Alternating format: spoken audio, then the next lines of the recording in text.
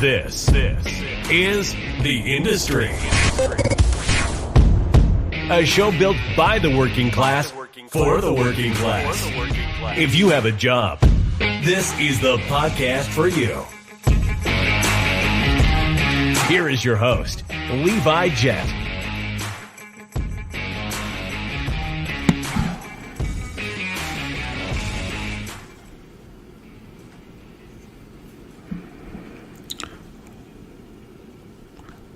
Welcome to The Industry. My name is Levi Jett. Thank you so much for joining us in our 24th episode. Along with me today is Carlos Correa. Carlos, how's it going, man? Good, man. How are you?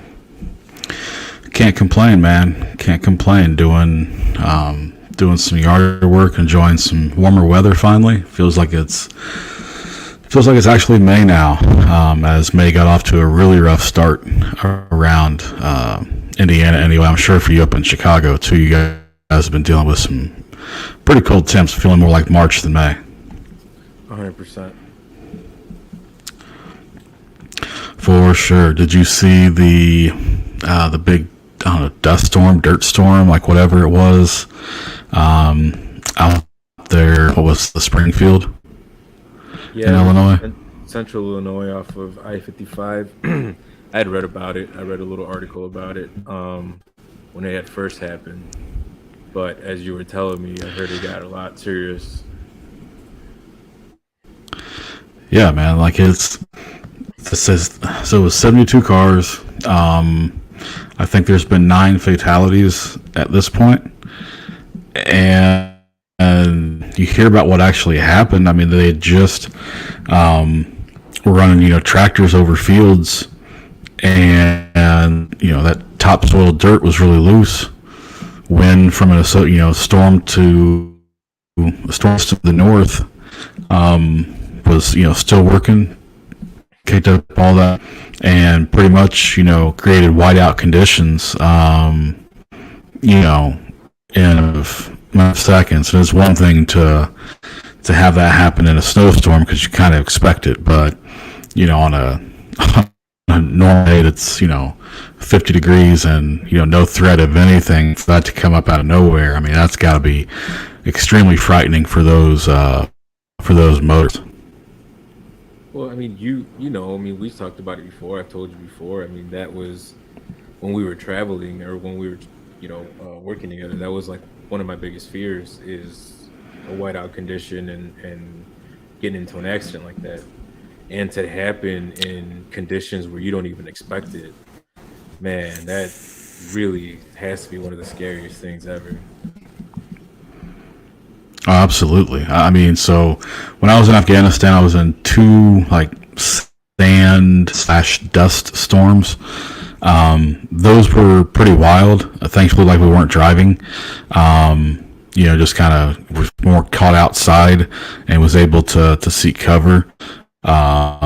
Just a wall of dust, just come at you. I mean, it's like being in a movie, some sort of weird sci-fi, like The Fog or The Mist or whatever, where it just creeps in. And again, I mean, to be in that and to not, to seek cover, I mean, you're completely covered in, dust and sand from head to toe. So, a lot of personal cleanup is involved after being caught in one of those. But yeah, just a wild kind of weather phenomenon taking place in Illinois last week. So the last episode we talked about East Coast facility care. Yep. Facility care just released an update, believe it was at some point last week, saying that there is now in 7 days from allowing vendors to sign up for facility care, that there has now been almost $500 million of combined revenue of the companies that have signed up for it. Kind of a wordy stat, but an interesting stat none the least. What's your take on, what that means? For me, when I hear a number like that, I'm thinking there's a couple, I wouldn't call them big players, but maybe locally to their area are big players. But compared to like nationwide companies, they're smaller guys. I'm thinking, you know, Joshua was able to reach out to these people, and the way he spoke in his interview, I think a lot of people were like, man, maybe this is it. Like, this is the company we sign up for, because they're not signing up with the rest of the companies that we all know of for the same reason that even like the smallest companies that want to sign up for. So, man, I mean, if this is true, that's a legit network, man. I think. Yeah, I think it's. I mean, I don't see there being a reason for it or not. I think that there's some excitement there in what's happening, and that this looks to be off to a very good start, and it's not surprising, to see providers sprinting toward signing up for a company that is very public and vocal about making sure that they're doing right by them. So expect to see more of that. Again, just kind of I want to say weird. It's not weird, but it's just kind of an uncommon stat, I guess. I didn't expect to see something like that shared, I guess. So, but yeah, no, He was going to be as open as he could, So yeah, for sure.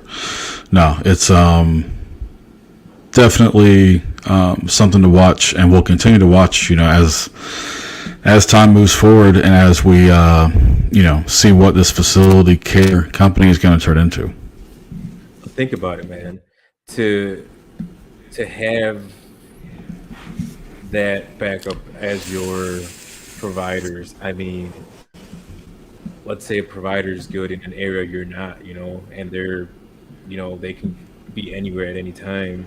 I mean, for a customer like Amazon or Walmart, they building a new headquarters, and they reach out to this guy, and this guy can get it, instantly. He can have someone on site, doing work. Like, that is crazy.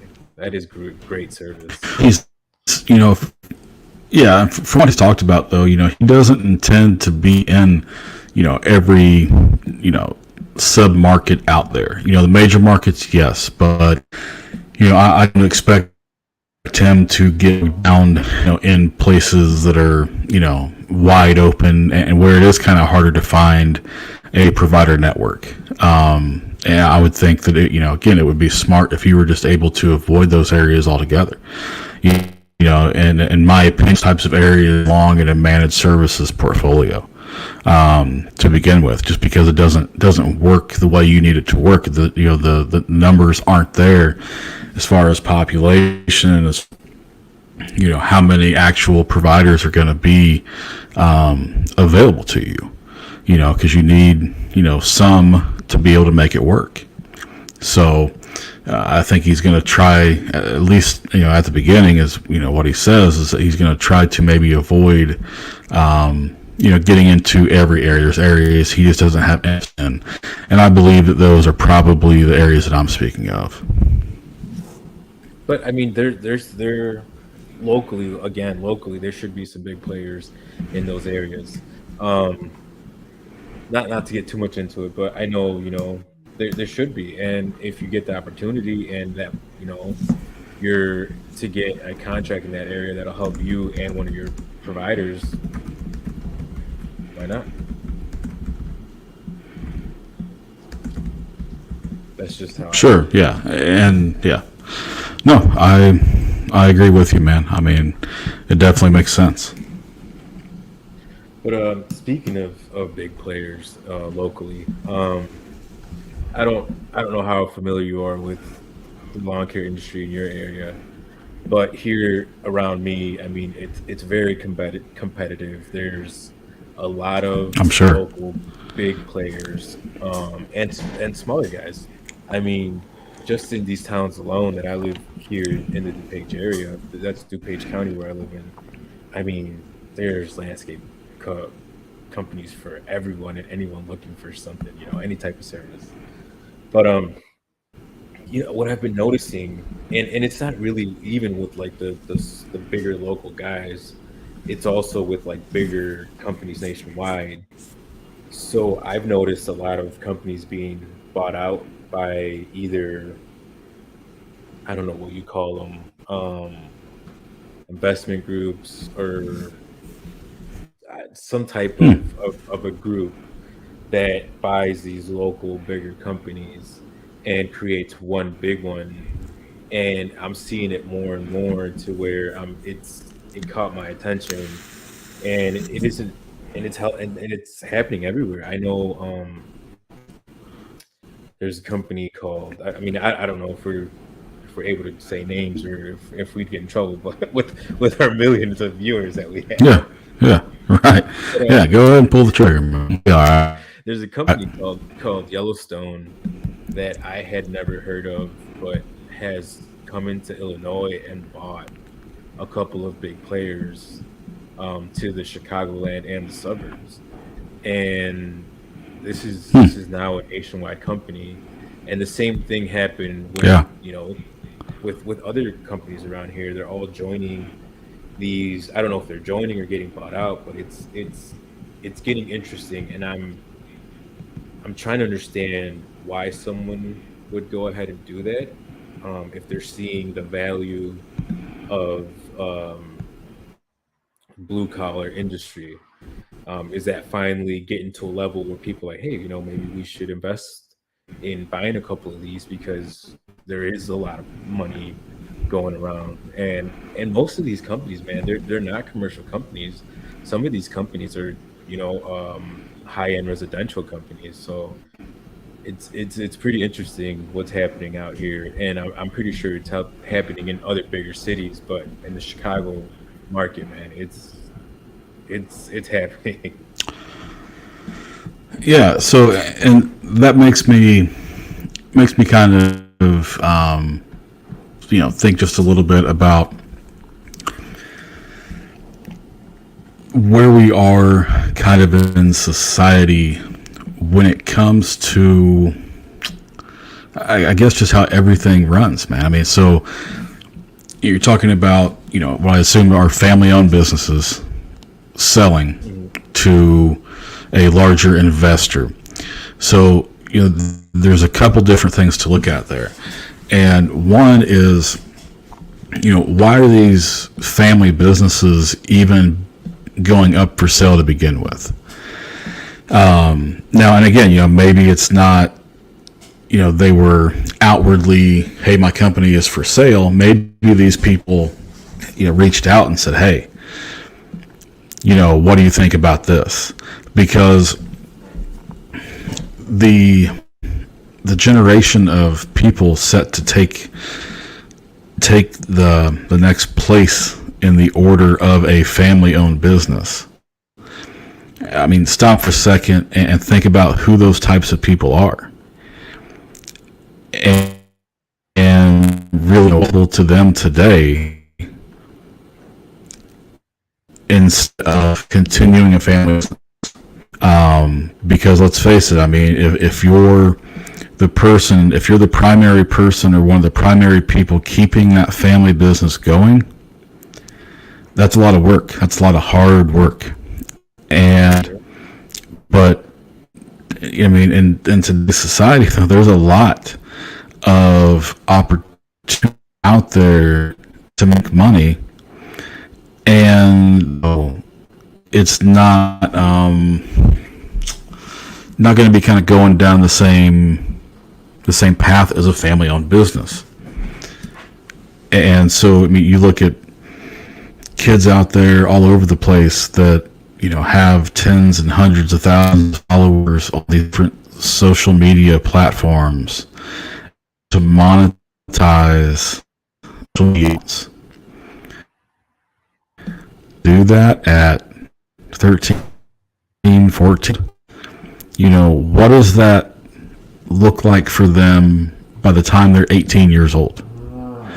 What does it look like when they're ready to, go out as an adult into the world and either go to college or look at a career? But if you're already able to make 30 or 40 grand a year from monetizing your social media, you're not going to look at the world the same way. You're not going to look at your options the same way coming out of high school, because now who graduates high school and is making 40 grand a year? That sure wasn't available to us growing up. That's crazy. And so, and again, that's just one example. But what happens is, these people, these investment groups and these people out there, they're calling these family-owned businesses and having a conversation of, hey, you're to the point where you're going to want to retire. You're getting to the point where you're going to want to hand that business off. And what's that look like? If your oldest is maybe they've monetized their social media to a point where they don't feel they need to pursue that same path that you set out for yourself. And then maybe the middle child, is going to go to college for something, because now more than ever, college is more accessible to everybody. Online colleges, and you can do them in the middle of the night. So, again, it's something where maybe the parents or the grandparents started this business out of absolute dire necessity, and they've been able to turn it into a successful thing to make money. But again, because you have to have a passion to run a business successfully. So if I'm not passionate about it, and I instead want to go to school, or I want to make money in one of these new ways of making money, drop shipping, day trading crypto, and day trading stocks. They make it to where anybody can do it. Am I saying that everybody is out there making millions of dollars by trading crypto? No. But if you're willing to put in the effort, the research, and all that stuff, and you have some seed money to start, it's something that people are trying. They're trying their hand at it. And, the same thing goes to, come up with, I don't know, just 70,000 of just little side hustles here and there. And that replaces the salary you need to make. Not to mention that 70,000 that you're in an unorthodox way grew way faster. If you can figure out how to make 70 grand from social and shipping and whatever else is going on. OnlyFans, shit. There's tons of stuff going on out there. And if you're able to make 70 grand and that's your salary, that next year, that next 2 years, that next 3 years, you're going to be making tons of money off of that. Whereas if you're at a job that's paying you 70, you're not going to look at 90 the next year or 110 the year after that. That's not how raises work. But if you're doing one of these unorthodox things, again, you're basically an entrepreneur, and you're in charge of where things are going to go. And I think that's something that not just with family-owned businesses, but the labor force in general, has to understand that. Go ahead. And it's easier. For people that call drug dealing easy money. Like this is easy money. Like your overhead, you have no overhead. It's just you. You know what I'm saying? Like it's you making money off of you, your content, whatever it is you're doing. And you Hmm. have no overhead. It's easier. You have no employees. You have to pay no insurance that I know of, unless you're shipping or whatnot. Health insurance. I mean, yeah, that's it Even though. even even health insurance, like you make so much money that you don't need to have a health insurance. Like if you're making thousands Right. of dollars, it's like you could just pay out of pocket. Like yeah, Sure. but Sure. you know what I'm saying? Like your overhead isn't Yeah. like small It's family business nothing. where you have to pay insurance, you have to pay for vehicles, you have to pay this, and that. Your overhead is internet, a top tier phone, and that's pretty much it. Yeah. And that's the crazy thing. And I mean, I'm not necessarily one to blindly and wildly advocate for you should just walk away from your job that pays you six figures to blind to shipping or something like that. No, but again, I mean, I think a lot of people out there are willing to try some of these avenues, because if you get one or two that click, then all of a sudden you're starting to reduce your dependency on you. And but to kind of bring it back to the original point, that business is a restaurant. Again, it goes back to what type of life do you want. When Case brought me on as a salaried position, I had two job offers, and I had that, or I could go be and I had done plumbing work before. So like I was familiar, and honestly, like the plumbing job offer was probably the better of the two offers, to tell you the truth. The pay was, I would have made more paycheck with plumbing, because it was an hourly. I think it was like 50 hours a week or something, so I was guaranteed 10 hours at least each week of overtime. Um, they were gonna pay for me to go to plumbing school one night a week. Starting as soon as I had my first 6 months in with the company. To be on the journey to be a licensed plumber. And but something I really had to weigh out, and it was okay. What kind of life do you want now? Is it, do I want to come home every, smelling like shit, nasty,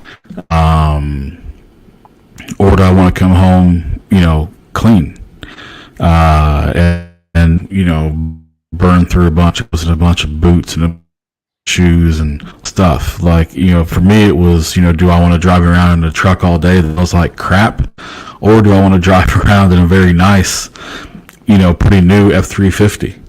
I mean, seriously, like, these were my considerations, and it was like, it may not be able to offer this stability, the same type of career path that plumbing could. But again, it goes to, what would you rather do? And sometimes family businesses, are kind of boring businesses, or, like, jobs, people, it's not cut out for everybody to do. And then, you flip it around to say, well, I could just lay around on my couch all day and make money from from doing this and doing that. And I mean, again, a decision has to be, what you think's good for you in the long term. But yeah, it's doesn't surprise me necessarily that companies are being bought up like that, because to me that's kind of a another way to look at the fact that, unemployment's not going to go up because we have some too. And I think this is, kind of ties into that a little bit. And then another thing with family businesses, and I'm talking about like experience, that I've experienced because my family runs a business as well. And from what I've heard from others is, I think parents, and I'm not trying to blame all the parents out there, but parents that run a family company tend to push their kids into that industry or that business. And For like you sure. said, with so many options that are out there, I mean, the last thing you want to do is do the same thing your parents were doing, right? Unless you learn to love it and you learn to like it, and it becomes a passion. But it doesn't always work that way, man. I know my siblings were a hard no, and fortunately for my dad, like I fell in love with the industry and I fell in love with the business. And out of the three children he had, only one of them really pursued his what would you call it, his interest. So Right. and I think that's where parents should really step back and be like, you know what, maybe I shouldn't force my kids in here. And a lot of parents are doing that. They give them options. I watch a lot of I follow a lot of people on YouTube and a lot of farmers, and the same thing. I've seen some videos where farmers are like, you know what, it's just my youngest son or my youngest daughter who helped me, because the rest of my kids didn't wanted nothing to do with farming. So we're in a time where the younger generation, our kids can make money doing whatever. I mean, really, they could be doing nothing and they'll be making money. Yeah. Yeah. It's just crazy to think that 20 years ago, whatever your dad did, you did. Or even in like the like rural areas, it was more like that. Whatever your dad did, you did. And now, even in the rural areas, you have options because of the internet. And maybe people out there with money, investors or whatnot, are looking at that and be like, hey, this is our opportunity to go into this industry or to buy a business like this, and let's start making money. Because the younger generation isn't going to do it, and someone's going to have to do it. So why not us? That's what I think. And you just brought up because you just brought up kind of the hidden part of this. So I believe the person's name is Cody Sanchez, LinkedIn. She's a real follow, but she talks about buying or teaching people how to buy, is what she calls them.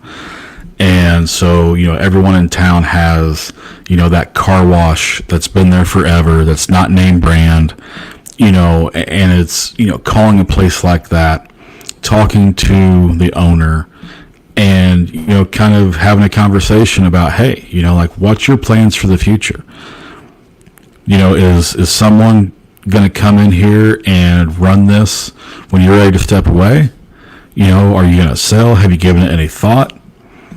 And, like, she's showing ways that you can buy businesses kind of on consignment, where you put a little bit of money down, and then over the next, 2 or 3, 4 years, you're kind of making, payment. You take over from the time you put the money down, and out of that profit, you're kind of paying them the rest of what's owed.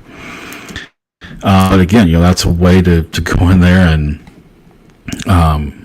start creating a monopoly over, the businesses that are in your area. And you're right. I mean, there are, a lot of, good things, positive things. I mean, you can make a lot of money from a lot of blue collar businesses out there.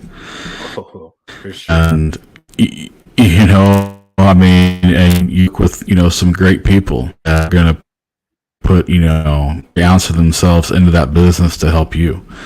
So, as far as it being a investment opportunity, I think it's a great one. for sure.